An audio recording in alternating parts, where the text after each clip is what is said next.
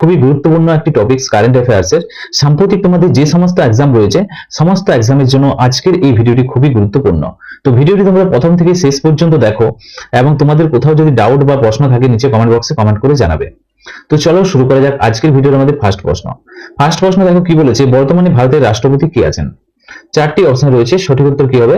বর্তমানে ভারতের রাষ্ট্রপতি কে আছেন? রাইট অ্যান্সার হয়ে যাবে Droupadi Murmu. Option A is the correct answer. Right answer কি হবে? Option A. তিনি হলেন ভারতের প্রথম আদিবাসী মহিলা রাষ্ট্রপতি। দেশের প্রথম আদিবাসী মহিলা রাষ্ট্রপতির কথা যদি বলা হয় সেখানে হয়ে যাবে দ্রৌপদী মুর্মু। এবং তিনি কোন রাজ্যের বাসিন্দা দ্রৌপদী মুর্মু? তিনি হচ্ছে উড়িষ্যা রাজ্যের। তিনি হচ্ছে উড়িষ্যা রাজ্য থেকে বিলং করেন এবং তিনি ভারতের সবচেয়ে কনিষ্ঠতম রাষ্ট্রপতি। 64 বছর বয়সে তিনি রাষ্ট্রপতি পদে শপথ নেন। 64 বছর বয়সে। ওকে, এছাড়াও তোমরা কিছু গুরুত্বপূর্ণ পয়েন্ট মনে রাখবে যেগুলো তোমাদের পরীক্ষাতে আসতে পারে। ভারতের প্রথম মহিলা রাষ্ট্রপতির কথা যদি বলা হয়, ফার্স্ট মহিলা হচ্ছে রাষ্ট্রপতি প্রতিভা পাটেল। ওকে, এছাড়াও ভারতের প্রথম রাষ্ট্রপতির কথা যদি বলা হয়, স্বাধীন ভারতের প্রথম রাষ্ট্রপতি সেখানে হয়ে যাবে ডক্টর রাজেন্দ্র প্রসাদ। তো তার সাথে সাথে আমরা এই এক্সট্রা ফ্যাক্ট গুলো আলোচনা করবো যেগুলো পরীক্ষার জন্য গুরুত্বপূর্ণ। তো এখান থেকে আমরা কি কি প্রশ্ন পেলাম একবার দেখে নাও। বর্তমানে ভারতের রাষ্ট্রপতি কে রয়েছেন? দ্রৌপদী মুর্মু রয়েছেন এবং তিনি প্রথম মহিলা আদিবাসী রাষ্ট্রপতি। তিনি কোন রাজ্য থেকে বিলং করেন? উড়িষ্যা রাজ্য থেকে। এবং সবচেয়ে কম বয়সে রাষ্ট্রপতি পদে শপথ নিয়েছেন মহিলার কথা যদি বলা হয়, মহিলা রাষ্ট্রপতি দ্রৌপদী মুর্মু 64 বছর বয়সে। ওকে, এবং ভারতের প্রথম মহিলা রাষ্ট্রপতির কথা যদি বলা হয়, ভারতের প্রথম মহিলা সেখানে হয়ে যাবে প্রতিভা প্যাটেল। ওকে, এবং স্বাধীন ভারতের কথা যদি বলা হয় রাষ্ট্রপতি ডক্টর রাজেন্দ্র প্রসাদ। ওকে, তো তার সাথে সাথে এক্সট্রা ফ্যাক্ট গুলো মনে রাখবে। পরবর্তী প্রশ্ন দেখো কি বলেছে, 2 নম্বর প্রশ্ন। বর্তমানে ভারতের উপরাষ্ট্রপতি অর্থাৎ ভাইস প্রেসিডেন্ট কে রয়েছেন? সঠিক উত্তর হয়ে যাবে সিপি রাধাকৃষ্ণন। রাইট অ্যান্সার হয়ে যাবে অপশন বি, সিপি রাধাকৃষ্ণন। এবং তোমরা মনে রাখবে সংবিধানের কত নম্বর ধারায় উপরাষ্ট্রপতির কথা উল্লেখ রয়েছে? 63 নম্বর ধারাতে রয়েছে উপরাষ্ট্রপতির কথার উল্লেখ। ওকে, এবং তোমরা মনে রাখবে তিনি রাজ্যসভার পদাধিকার বলে সভাপতি হন। এবং ভারতের প্রথম উপরাষ্ট্রপতির কথা যদি বলা হয়, ভারতের প্রথম উপরাষ্ট্রপতি সেখানে হয়ে যাবে ডক্টর সর্বপল্লী রাধাকৃষ্ণন। ওকে, তো তার সাথে সাথে এক্সট্রা ফ্যাক্ট গুলো মনে রাখবে, তোমাদের পরীক্ষার জন্য গুরুত্বপূর্ণ। নেক্সট দেখো 3 নম্বর প্রশ্ন। বর্তমানে ভারতের প্রধানমন্ত্রী কে রয়েছেন? তোমরা তো নিশ্চয়ই জানো, Narendra Modi. Option C is the correct answer. এছাড়াও তোমাদের পরীক্ষাতে এই ধরনের প্রশ্ন আসতে পারে যে বর্তমানে যে ভারতের প্রধানমন্ত্রী রয়েছেন নরেন্দ্র মোদী, তিনি কততম প্রধানমন্ত্রী যদি বলা হয় সেখানে হয়ে যাবে তিনি হচ্ছে 15তম ভারতের প্রাইম মিনিস্টার। এবং ভারতের প্রথম প্রধানমন্ত্রীর কথা যদি বলা হয় পণ্ডিত জওহরলাল নেহরু। প্রথম প্রধানমন্ত্রী হচ্ছে পণ্ডিত জওহরলাল নেহরু। এবং মহিলার কথা যদি বলা হয়, মহিলা প্রথম কে ছিলেন সেখানে হয়ে যাবে শ্রীমতী ইন্দিরা গান্ধী হলেন প্রথম মহিলা প্রধানমন্ত্রী। ওকে, নেক্সট প্রশ্ন দেখো, এখানে 4 নম্বর প্রশ্ন কি বলেছে, 2025 সালের নভেম্বরে ভারতের 53তম প্রধান বিচারপতি অর্থাৎ চিফ জাস্টিস অফ ইন্ডিয়া হিসাবে কাকে নিযুক্ত করা হয়েছে? খুবই গুরুত্বপূর্ণ একটি প্রশ্ন তোমাদের পরীক্ষার জন্য। 53তম যে প্রধান বিচারপতি হিসাবে শপথ নিয়েছেন, রাইট অ্যান্সার হয়ে যাবে এই প্রশ্নের বিচারপতি Suryakant. Option D is the correct answer. Right answer কি হবে? Option D. এখানে তোমাদের পরীক্ষাতে প্রশ্ন আর কি কি আসতে পারে দেখো। সুপ্রিম কোর্ট 1950 সালের 28 জানুয়ারি প্রতিষ্ঠা হয় এবং এটি অনুচ্ছেদ কত নম্বরে রয়েছে? অনুচ্ছেদের কথা যদি বলা হয় আর্টিকেলে রয়েছে 124 উল্লেখ রয়েছে বিচারপতির কথা। এবং ভারতের প্রথম প্রধান বিচারপতির কথা যদি বলা হয়, ভারতের ফার্স্ট বিচারপতি chief justice of India Hiralal J Kania হলেন ভারতের প্রথম বিচারপতি। নেক্সট প্রশ্ন দেখো 5 নম্বর প্রশ্ন কি বলেছে, বর্তমানে ভারতের অ্যাটর্নি জেনারেল কে রয়েছেন? সঠিক উত্তর হয়ে যাবে এখানে আর Venkata Ramani. Option C is the correct answer. এবং তোমাদের পরীক্ষাতে আসতে পারে যে আর ভেঙ্কট রমণী তিনি কততম অ্যাটর্নি জেনারেল যদি বলা হয় তিনি হচ্ছে 16তম অ্যাটর্নি জেনারেল। 16তম। পরবর্তী প্রশ্ন দেখো 6 নম্বর প্রশ্ন কি বলেছে, বর্তমানে ভারতের সলিসিটর জেনারেল অফ ইন্ডিয়া কে রয়েছেন? এই প্রশ্নের সঠিক উত্তরটি হয়ে যাবে solicitor general Tushar Mehta. Option A is the correct answer. এবং তোমরা মনে রাখবে এটি দেশের দ্বিতীয় সর্বোচ্চ আইন কর্মকর্তা। প্রথমে হচ্ছে সলিসিটর জেনারেল অ্যাটর্নি জেনারেল এবং দ্বিতীয় হচ্ছে সলিসিটর জেনারেলের প্রথমে রয়েছে অ্যাটর্নি জেনারেল হচ্ছে ভারতের প্রথম প্রধান আইনি উপদেষ্টা এবং ভারতের দ্বিতীয় যদি বলা হয় সেখানে হয়ে যাবে সলিসিটর জেনারেল। নেক্সট দেখো 7 নম্বর প্রশ্ন, বর্তমানে 18তম লোকসভার স্পিকার অর্থাৎ অধ্যক্ষ কে? রাইট অ্যান্সার হয়ে যাবে Om Birla, option B is the correct answer. প্রথম লোকসভা স্পিকারের কথা যদি বলা হয়, প্রথম কে ছিলেন? গণেশ বাসুদেব মাভলঙ্কার হলেন লোকসভার প্রথম স্পিকার। নেক্সট হচ্ছে 8 নম্বর প্রশ্ন, বর্তমানে লোকসভার মহাসচিব অর্থাৎ সেক্রেটারি জেনারেল কে রয়েছেন? রাইট অ্যান্সার হয়ে যাবে Utpal Kumar Singh, option B is the right answer. এর পাশাপাশি তোমরা কিছু পয়েন্ট মনে রাখবে, নিচে বর্তমানে লোকসভার তো মহাসচিব রয়েছেন অর্থাৎ সেক্রেটারি জেনারেল রয়েছেন উৎপল কুমার সিং, এবং তিনি কততম তোমরা নিচে কমেন্ট বক্সে কমেন্ট করে জানাও। নেক্সট প্রশ্ন হলো 9 নম্বর প্রশ্ন, বর্তমানে ভারতের প্রধান নির্বাচন কমিশনার কে? Chief election commissioner of India Ganesh Kumar, option C is the correct answer. এবং নির্বাচন কমিশনারের কথা বলা হয়েছে, তোমরা মনে রাখবে 1950 সালে 25শে জানুয়ারি প্রথম প্রতিষ্ঠা হয় নির্বাচন কমিশন, এবং প্রতি বছর 25শে জানুয়ারি অর্থাৎ এই দিনটি 25শে জানুয়ারি দিনটিকে জাতীয় ভোটার দিবস হিসাবে পালন করা হয়। এবং এখান থেকে আরেকটি প্রশ্ন আছে, যেটা বললাম তোমাদেরকে, প্রথম কে ছিলেন নির্বাচন কমিশনার? হয়ে যাবে সুকুমার সেন হলেন প্রথম নির্বাচন কমিশনার। নেক্সট প্রশ্ন দেখো 10 নম্বর প্রশ্ন, বর্তমানে ভারতের কন্ট্রোলার অ্যান্ড অডিটর জেনারেল যাকে বলা হয় সিএজি ক্যাগ কে রয়েছেন? সিএজির কথা যদি বলা হয় সঞ্জয় মূর্তি, রাইট অ্যান্সার হয়ে যাবে কে Sanjay Murthy, option B is the correct answer. এবং তিনি কততম? তিনি হচ্ছেন 15তম। এছাড়া তোমাদের পরীক্ষাতে আসতে পারে ক্যাগের কথা কত নম্বর আর্টিকেলে উল্লেখ রয়েছে? 148 নম্বর আর্টিকেলে উল্লেখ রয়েছে। এবং ক্যাগকে কে নিযুক্তি করেন যদি বলা হয়, ক্যাগকে নিযুক্তি করেন রাষ্ট্রপতি নিয়োগ করেন ক্যাগকে।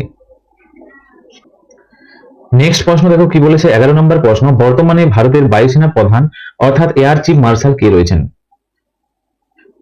এই প্রশ্নের রাইট অ্যান্সার হয়ে যাবে Amarpreet Singh, option B is the correct answer. এছাড়াও তোমরা মনে রাখবে অমরপ্রীত সিং হলেন 28তম, তিনি কততম? তিনি হলেন 28তম বায়ুসেনা প্রধান।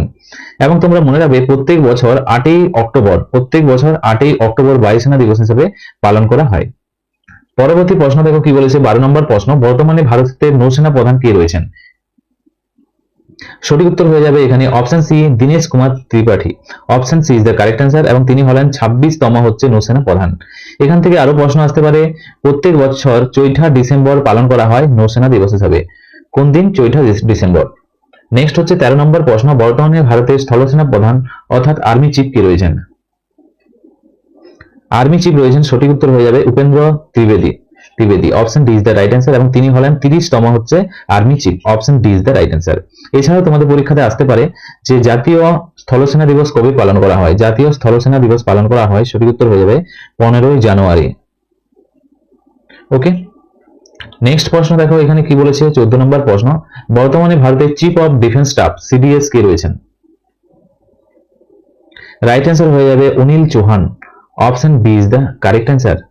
এবং মনে রাখবে তোমরা ভারতের প্রথম সিডিএস কে ছিলেন? জেনারেল বিপিন রাওয়াত ছিলেন প্রথম সিডিএস।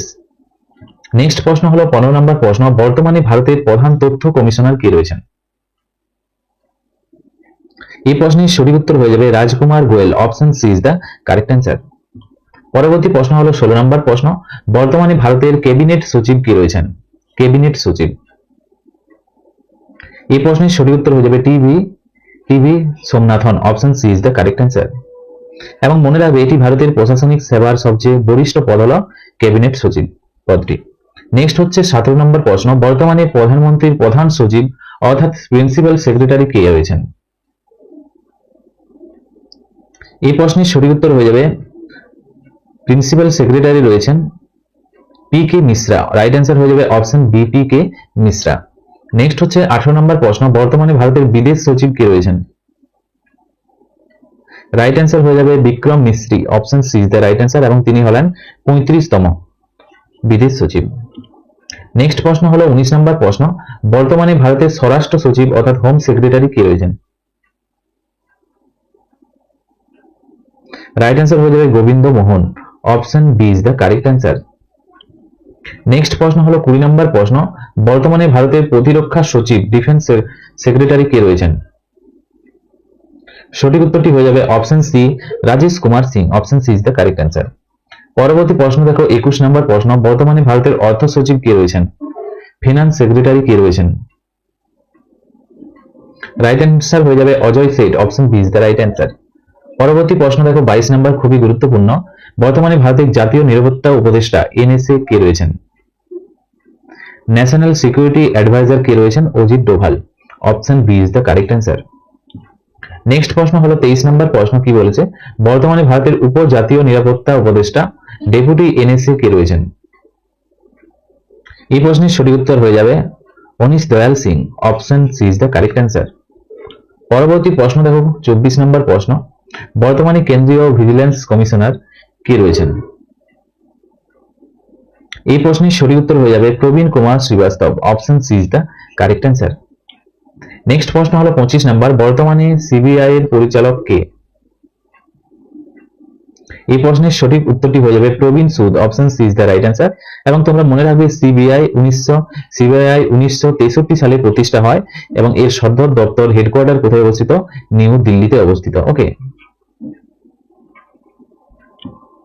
নেক্সট প্রশ্ন দেখো 26 নম্বর, বর্তমানে জাতীয় তদন্ত সংস্থা এনআইএ এর মহানির্দেশক কে রয়েছেন? ন্যাশনাল ইনভেস্টিগেশন এজেন্সি, তার মহানির্দেশক রয়েছেন, সঠিক উত্তর হয়ে যাবে Sadanand Date, option B is the correct answer. এবং তোমরা মনে রাখবে এনআইএ কবে প্রতিষ্ঠা হয়? 2009 সালে প্রতিষ্ঠা হয়। পরবর্তী প্রশ্ন হলো 27 নম্বর প্রশ্ন, বর্তমানে কি এনফোর্সমেন্ট ডিরেক্টর কে রয়েছেন? এই প্রশ্নের রাইট অ্যান্সার হয়ে যাবে রাহুল নবীন, option B is the right answer. এবং এটি কত সালে প্রতিষ্ঠা হয়? ইডি প্রতিষ্ঠা হয় 1956 সালে প্রতিষ্ঠা হয় এবং এর সদর দপ্তর কোথায় অবস্থিত? দিল্লিতে অবস্থিত। নেক্সট প্রশ্ন দেখো 28 নম্বর, খুবই গুরুত্বপূর্ণ। বর্তমানে বিএসএফ এর মহানির্দেশক কে রয়েছেন? বিএসএফ এর মহানির্দেশক রয়েছেন প্রবীণ কুমার, রাইট অ্যান্সার হয়ে যাবে অপশন ডি প্রবীণ কুমার। তিনি কি? তিনি হচ্ছে অতিরিক্ত দায়িত্বে রয়েছেন, অতিরিক্ত দায়িত্বে রয়েছেন বর্তমানে প্রবীণ কুমার। এবং এখানে তোমাদের পরীক্ষাতে প্রশ্ন আসতে পারে কবে প্রতিষ্ঠা হয়? 1965 সালে 1 ডিসেম্বর প্রতিষ্ঠা হয় বিএসএফ এবং এই সদর দপ্তর হচ্ছে হেডকোয়ার্টার নিউ দিল্লিতে অবস্থিত। নেক্সট প্রশ্ন দেখো 29 নম্বর প্রশ্ন, বর্তমানে সিআরপিএফ এর মহানির্দেশক কে রয়েছেন? এই প্রশ্নের সঠিক উত্তরটি কি হবে? সিআরপিএফ এর মহানির্দেশক রয়েছেন, রাইট অ্যান্সার হয়ে যাবে Gyanendra Pratap Singh, option C is the right answer. এবং তোমরা মনে রাখবে সিআরপিএফ কবে প্রতিষ্ঠা হয়? এটি প্রতিষ্ঠা হয় 1939 সালে প্রতিষ্ঠা হয় এবং এর মূল মন্ত্র হচ্ছে সেবা ও নিষ্ঠা। নেক্সট প্রশ্ন দেখো 30 নম্বর প্রশ্ন, বর্তমানে এনএসজির মহানির্দেশক কে রয়েছেন? এনএসজির সম্পূর্ণ নাম ন্যাশনাল সিকিউরিটি গার্ড এবং বর্তমানে রয়েছেন মহানির্দেশক B Srinivasan, option C is the correct answer. এবং তোমরা মনে রাখবে এনএসজি প্রতিষ্ঠা হয় 1984 সালে প্রতিষ্ঠা হয় এবং ব্ল্যাক ক্যাটস কমান্ডো নামে পরিচিত হলো এনএসজি কমান্ডোরা। পরবর্তী প্রশ্ন দেখো 31 নম্বর প্রশ্ন, কি বলেছে? বর্তমানে এনডিআরএফ এর মহানির্দেশক কে রয়েছেন? সঠিক উত্তর হয়ে যাবে প্রশ্নের Piyush Anand, option B is the right answer. এবং এনডিআরএফ প্রতিষ্ঠা হয় কত সালে? 2006 সালে প্রতিষ্ঠা হয়। পরবর্তী প্রশ্ন হলো 32 নম্বর, বর্তমানে আসাম রাইফেলের মহানির্দেশক কে রয়েছেন? সঠিক উত্তরটি হয়ে যাবে বিকাশ লখেরা, রাইট অ্যান্সার হয়ে যাবে অপশন বি বিকাশ লখেরা।